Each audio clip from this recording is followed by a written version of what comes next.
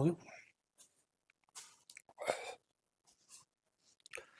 नमस्कार साथियों, दक्ष क्लासेस के YouTube चैनल पर फिर से आपका स्वागत है। और हिंदी की सामान्य श्रृंखला में हिंदी व्याकरण हमने शुरू कर दी है। और हिंदी व्याकरण के अंतर्गत पिछली क्लास में हमने ध्वनि, वर्ण और अक्षर को लेकर के बातचीत की थी। और आज जैसे आप थंबनेल में देख पा रहे होंगे, आज हमारा जो मुख्य टॉपिक है वर्णमाला। हिंदी वर्णमाला से जुड़े हुए जो भी प्रश्न बनते हैं वो हम एक एक करके कवर करने वाले हैं। और शुरू करते हैं इसी के साथ।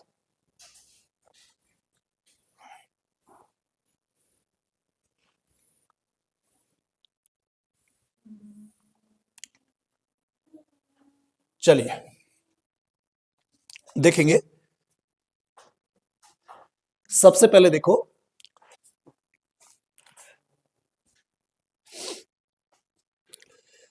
पिछली क्लास में हम यहां पर वर्ण को लेकर के और इससे पहले ध्वनि को लेकर के और फिर अक्षर को लेकर के हमारी बातचीत हो गई है। हमने बात की थी कि जो ध्वनि है वो भाषा की सबसे छोटी इकाई है और मौखिक भाषा की सबसे छोटी इकाई या लघुत्तम इकाई कौन सी है? ध्वनि है। जबकि लिखित भाषा की सबसे छोटी जो इकाई है वो कौन सी है? वर्ण है। और वर्ण का ही एक दूसरा रूप जो है जिसे हम अक्षर बोलते हैं, जिसका मौखिक रूप से क्षरण नहीं होता है उसे हम अक्षर बोलते हैं। जो आवाज होती है उसे हम ध्वनि बोलते हैं। और ध्वनि के लिखित रूप को ही क्या बोलते हैं? वर्ण बोलते हैं। तो कल ध्वनि, वर्ण और अक्षर को लेकर के हमारी बातचीत हुई थी। जिन्होंने ध्वनि, वर्ण और अक्षर वाली वीडियो नहीं देखी वो एक बार जरूर देख लें उसे।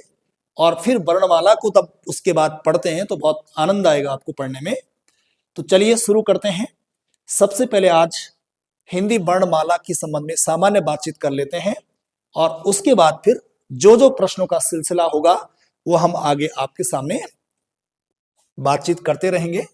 तो इसी क्रम में देखो, सबसे पहली बात हमारे सामने ये है कि वर्णमाला क्या है, वर्णमाला किसे कहते हैं।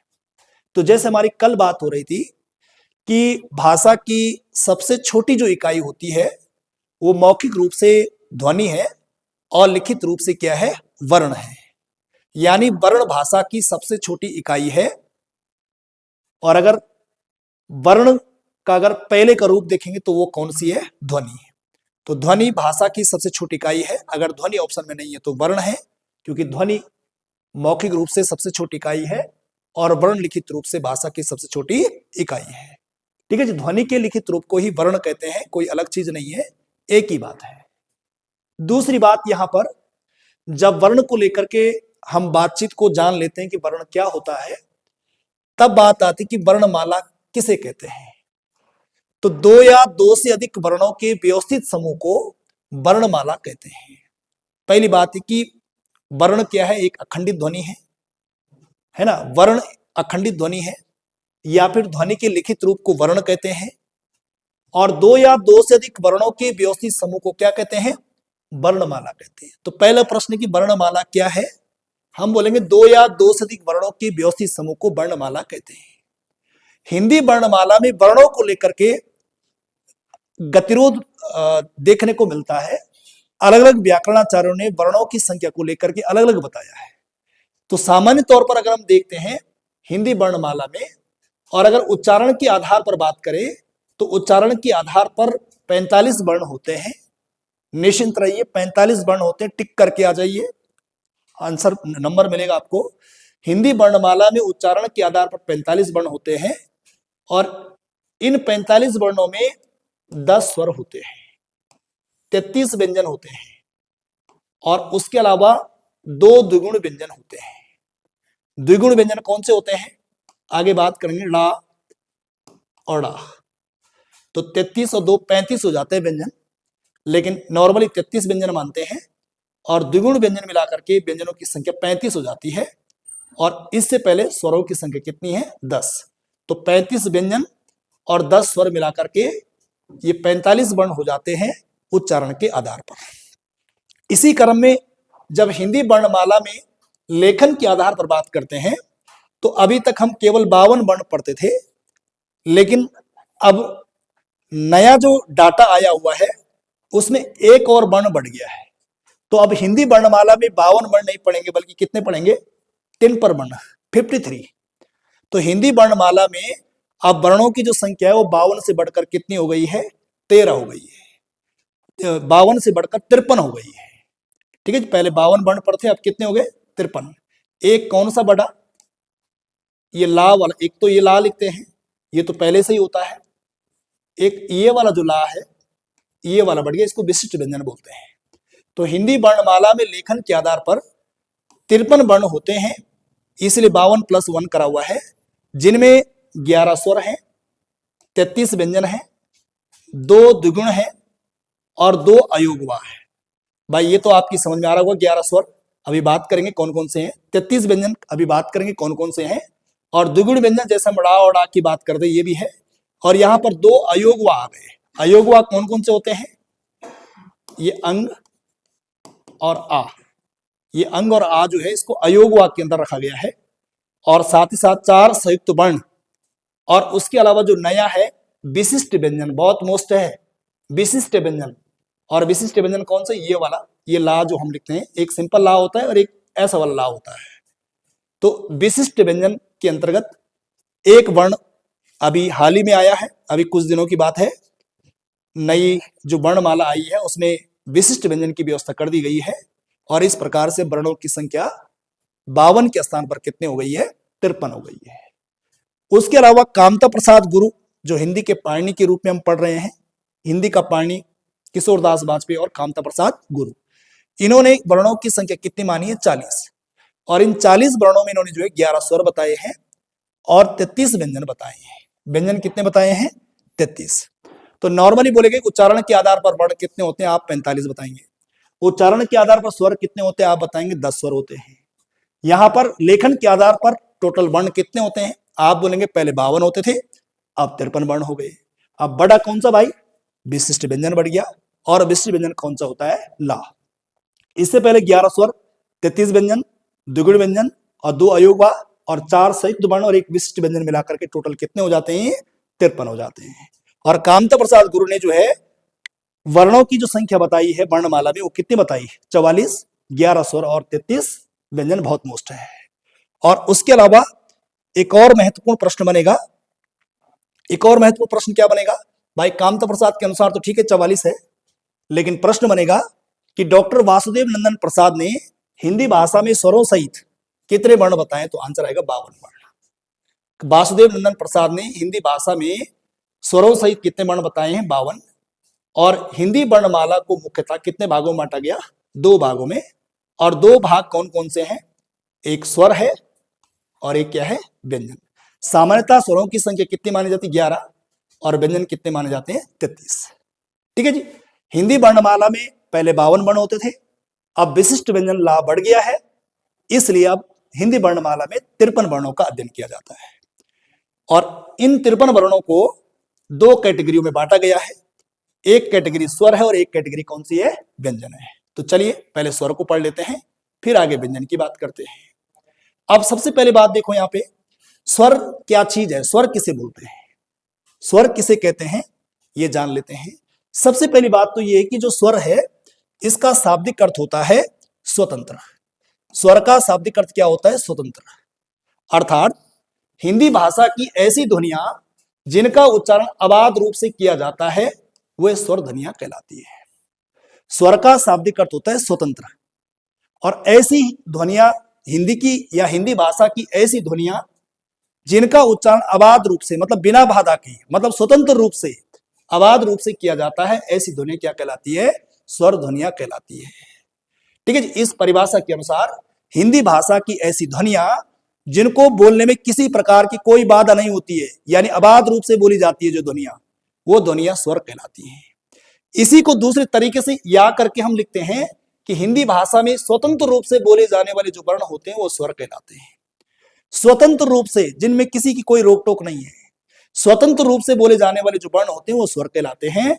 और दूसरी, इसी को दूसरे तरीके से तीसरी परिभाषा हम अगर स्वर की बनाएंगे तो हम क्या बोल सकते हैं कि हिंदी भाषा की ऐसी ध्वनियां जिन्हें किसी व्यंजन के अंत में लिखा जाता है, वो भाई व्यंजन स्वर ध्वनियां कहलाती है। तो तीन परिभाषाएं हैं, तीन तरीके से जो तरीका आपको ठीक लगता है वो तरीका आप अपने मन में जो है बिठा सकते हैं। पहली बात है कि हिंदी भाषा की ऐसी ध्वनियां जो अवाध रूप से बोली जाती है, जिनको बोलने में किसी प्रकार की कोई बाधा उत्पन्न नहीं आती है, कोई बाधा उत्पन्न नहीं होती है, वो स्वर ध्वनियां कहलाती हैं। दूसरी बात, जिन ध्वनियों का उच्चारण स्वतंत्र रूप से होता है उन्हें स्वर ध्वनियां कहते हैं। बात वही है, लेकिन शब्दों का खेल है, शब्द अलग अलग चुने गए हैं। तो शब्दों, जिन वर्णों को बोलने में या जिन ध्वनियों को बोलने में अबाध है ना, अबाध, जिन ध्वनियों को अबाध रूप से बोला जाता है या जिन वर्णों को स्वतंत्र रूप से बोला जाता है, या फिर ऐसी ध्वनियां जो व्यंजन के अंत में लिखी जाती है, वो व्यंजन ध्वनियां, जो व्यंजन के अंत में लिखी जाती है वो स्वर ध्वनियां कहलाती है। व्यंजन के अंत में कैसे? जैसे सपोज करके ये का है, तो इसमें आ जुड़ेगा तो ये का बन जाएगा, तो व्यंजन के अंत में ही तो आ रहा भाई है। उसी प्रकार से अगर बाई चांस ये ई लिखा हमने, तो भाई क्या बनेगा? की बनेगा। तो इस व्यंजन के अंत में ई नाम का स्वर है, इस व्यंजन के अंत में का नाम का स्वर है। तो ऐसी ध्वनियां जिनके, या ऐसी हिंदी भाषा की ऐसी ध्वनियां जिन्हें किसी व्यंजन के अंत में लिखा जाता है, वो स्वर ध्वनियां कहलाती है। इतने में आपकी समझ में आ गया होगा कि स्वर क्या होता है। ठीक है जी, आगे बढ़ते हैं। आगे देख लो, अब स्वरों की संख्या को लेकर के जो विभिन्न किताबों में जो है अलग अलग जानकारियां मिलती हैं, स्वरों की संख्या को लेकर के जरा थोड़ा सा छात्रों में जरा थोड़ा सा कंफ्यूजन रहता है। तो देखो यहां पर स्वरों की जो कुल संख्या मानी जाती है वो कितनी है? 11। और 11 स्वर कौन कौन से हैं? आ, ई, उ, री, ए, ओ, तो 1 2 3 4 5 6 7 8 9 10 और 11। तो स्वरों की कुल संख्या कितनी मानी जाती है? 11 मानी जाती है। बिल्कुल 100% है, आपको कोई कंफ्यूज होने की जरूरत नहीं है। स्वरों की संख्या कितनी मानी जाती है? 11। लेकिन भोलानाथ जो तिवारी हुए हैं, यहां पर प्रश्न बनेगा, अगला जो प्रश्न बनेगा, ये तो लगभग सभी को आता होगा, स्वरों की संख्या कितनी? 11। लेकिन भोलानाथ तिवारी ने स्वरों की संख्या कितनी मानी है? 10 मानी है। और 10 क्यों मानी है? क्योंकि उन्होंने री को जो है स्वर नहीं माना है। तो भोलानाथ तिवारी ने री को स्वर नहीं माना है क्योंकि री का जो उच्चारण होता है वो कुछ इस प्रकार से होता है, इस प्रकार से ये री बन गया, और इस प्रकार से इस री को एक जैसा उच्चारण हो रहा है। तो इसलिए जो है भोलानाथ तिवारी जैसे कुछ व्याकरणाचार्य ऐसे हैं जो इस री को जो है स्वर नहीं मानते हैं, और इस कारण से स्वरों की संख्या 11 न मान करके कितना मानते हैं? 10 मानते हैं। तो उच्चारण के आधार पर इस री को स्वर नहीं मानते हैं। इसी वजह से जब प्रश्न बनेगा कि उच्चारण के आधार पर स्वरों की संख्या कितनी, हम बोलेंगे 10। अगर प्रश्न सीधे आ जाए कि उच्चारण के आधार पर स्वरों की संख्या कितनी है, तो आपको 10 टिक करना है। और अगर नॉर्मली बोलेगा कि उच्चारण स्वरों की सामान्यता स्वरों की संख्या कितनी है, तो आंसर होगा 11 है भाई। और ये 11 कौन से? ये ऊपर लिखे हुए आपने। लेकिन अगर बोलेगा परंपरागत रूप से स्वरों की संख्या कितनी है, तो 13 है, क्योंकि परंपरागत रूप से जो अयोग व वर्ण है आज अंग और आ, वो इसी 13 में शामिल हो जाते हैं। लेकिन परंपरागत रूप से 13 है, लेकिन इन 13 में अंग और आ भी जुड़ जाता है। लेकिन अंग और आ जो है अब अयोग व है, इनको स्वरों में काउंट नहीं करते हैं। लेकिन परंपरा पहले ये थी कि ये स्वर माने जाते थे। तो परंपरागत रूप से स्वरों की संख्या कितनी है? 13। उच्चारण के आधार पर स्वरों की संख्या कितनी है? 10। लेकिन सामान्यतः स्वरों की संख्या कितनी है? 11। तो 3 प्रकार याद रखना आप। सामान्यतः स्वरों की संख्या 11, उच्चारण के आधार पर स्वरों की संख्या 10, और परंपरागत रूप से स्वरों की संख्या कितनी है? 13। और सामान्य जो 10 स्वर हैं, या उच्चारण के आधार पर जो 10 स्वर हैं वो ये हैं, और सामान्यतः जो 11 स्वर हैं वो ये लिखे हुए हैं। अब एक इसमें उदासीन वर्ण है, जो आ नाम का वर्ण है, जो 11 स्वरों में आ नाम का जो वर्ण है, ये उदासीन स्वर है। इसकी मात्रा नहीं होती है, जिस कारण से हिंदी में मात्राओं की संख्या कितनी मानी जाती है? 10 मानी जाती है। अब स्वर तो होते 11, लेकिन मात्राएं कितनी हैं? मात्राएं कितनी हैं? 10। अब 11 स्वर कौन कौन से? ये हमने लिखा हुआ है, एक, ये लिखा हुआ सामने, जो 11 स्वर हैं ये लिखा हुआ 1 2 3 4 5 6 7 8 9 10 और 11। लेकिन मात्रा, इस आ की कोई मात्रा नहीं होती है, लेकिन बाकी जो मात्रा 1 2 3 4 5 6 7 8 9 10, तो यानी स्वरों की संख्या कितनी है? 11। मात्राओं की संख्या कितनी है? 10। और एक और आ के संबंध में एक और महत्वपूर्ण बात है कि जो आ नाम का वर्ण है, जो आ नाम का वर्ण है, इसको जो है एक तो सईद वर्ण बोलते हैं, याद रखना आप, सईद वर्ण कौन सा है, छोटा आ, जिसकी कोई मात्रा नहीं है। उसके अलावा कोमल वर्ण किसको बोलते हैं, इसी आ को बोलते हैं। और उदासीन वर्ण किसको बोलते हैं, इसी आ को बोलते हैं।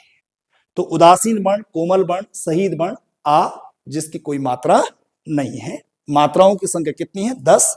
स्वरों की संख्या कितनी है, 11। उच्चारण के आधार पर वर्णों की संख्या कितनी है, 45।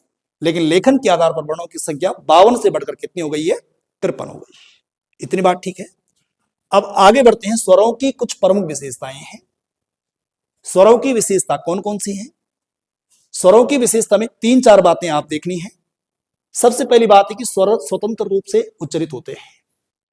पहली विशेषता है स्वरों की कि स्वरों का जो उच्चारण होता है वो स्वतंत्र होता है, स्वर स्वतंत्र होते हैं, पहली बात यह है। दूसरी बात, सारे जो स्वर होते हैं वो अक्षर होते हैं, अक्षरिक होते हैं।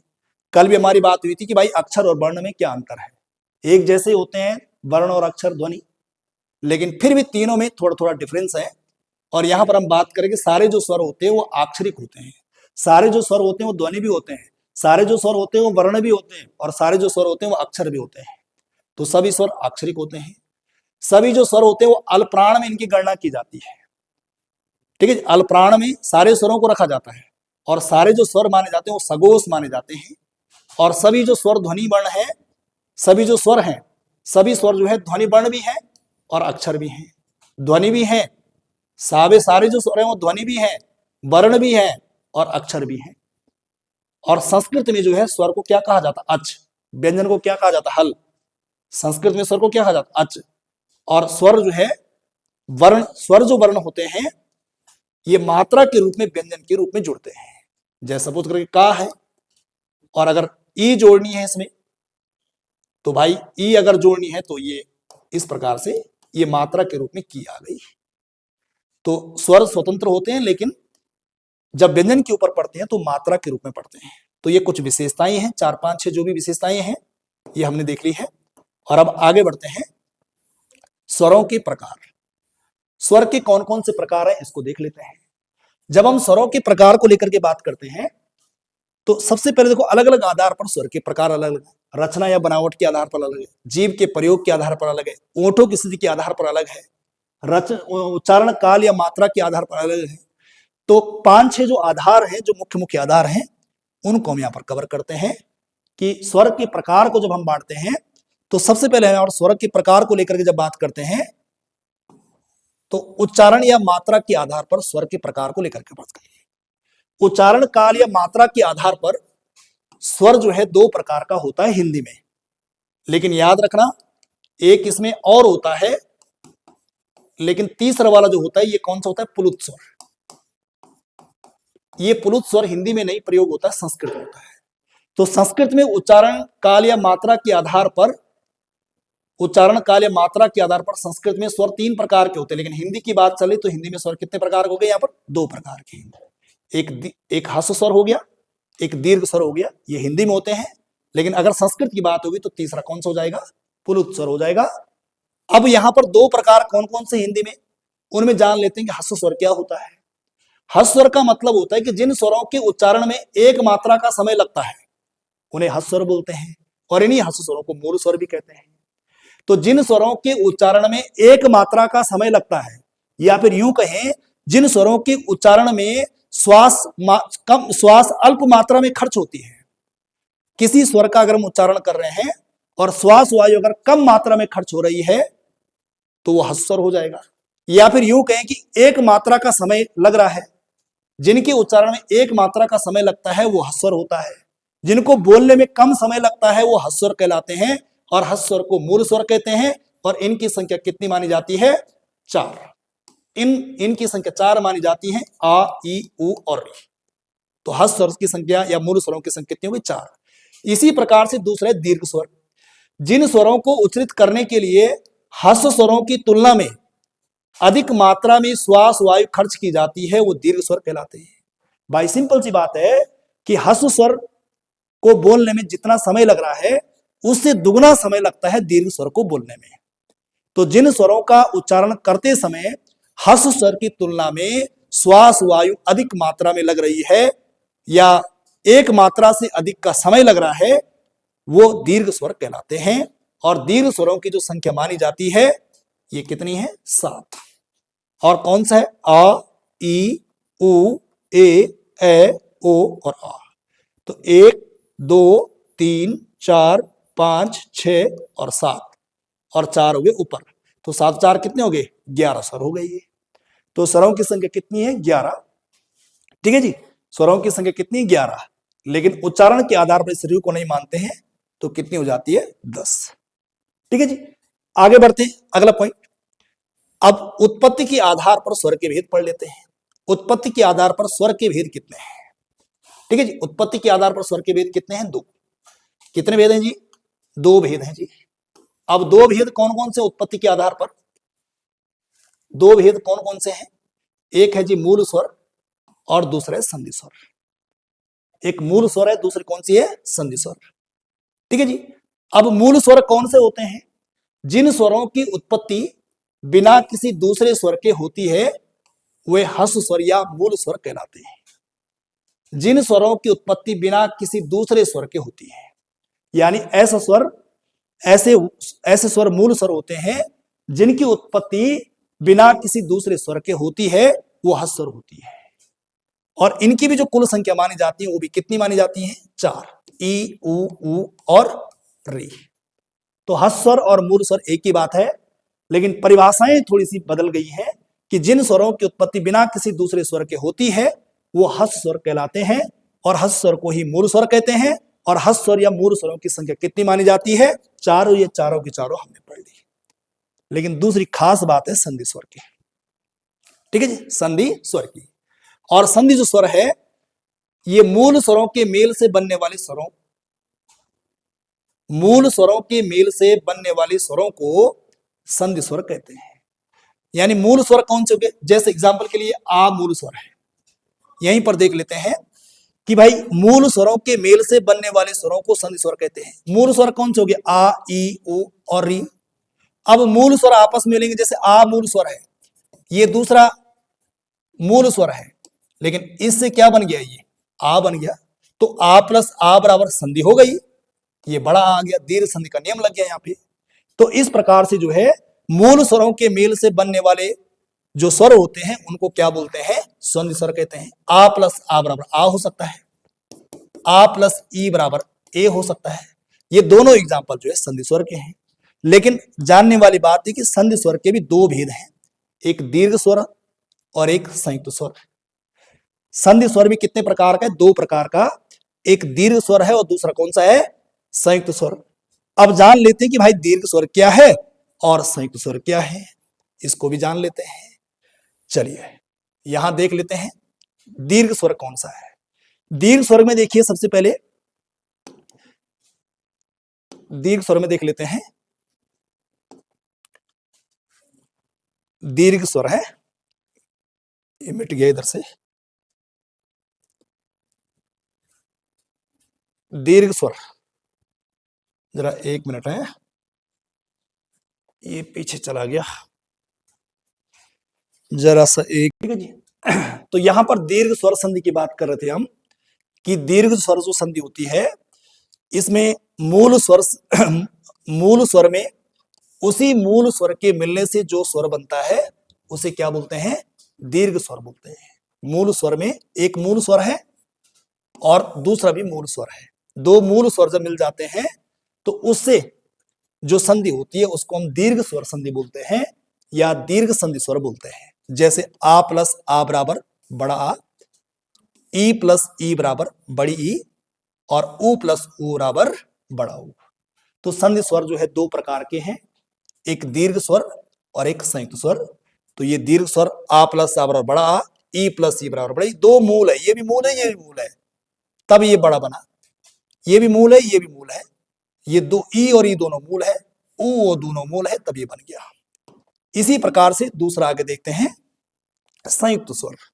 दूसरा कौन सा है? संयुक्त स्वर। ठीक है, संधि स्वर का दूसरा भेद कौन सा है? संयुक्त स्वर। और संयुक्त जो स्वर होता है ये 2 अलग अलग स्वरों के मिलने से बनने वाला स्वर होता है। दो अलग अलग स्वरों के मिलने से संयुक्त स्वर का निर्माण होता है, या दो अलग अलग स्वरों के मिलने से बनने वाला जो स्वर होता है उसको संयुक्त स्वर कहते हैं। जैसे एग्जांपल के लिए आ के बाद ई आया हुआ है, आ प्लस ई बराबर क्या बना, ए बना।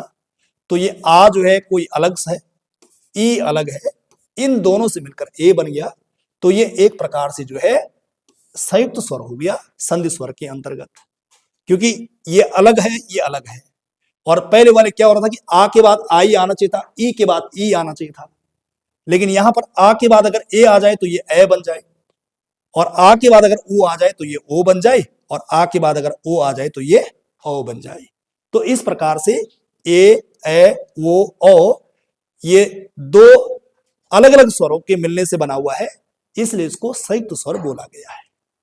उसके अलावा आगे बढ़ते हैं, जीव के प्रयोग के आधार पर स्वर के भेद। जीव के प्रयोग के आधार पर स्वर के कितने भेद होते हैं, तो हमारा आंसर आएगा 3 भेद।